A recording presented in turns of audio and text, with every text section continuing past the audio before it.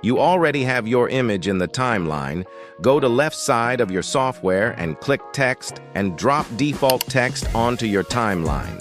Now go to the right side and select and color you prefer. Go to default text, delete it, and type _ 2 times. Then move it to the text you want to highlight. Scroll down, go to uniform scale and turn it off.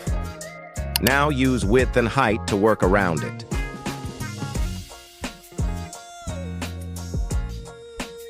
With default text selected, go to right side and click Animation. Scroll down until you find Wipe Right and increase the duration to 1 second.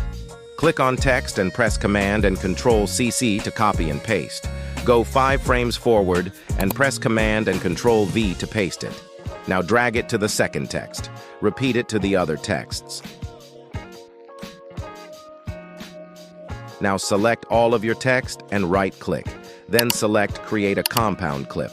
Now click Compound Clip, go to Basic, and change the blend mode to Multiply.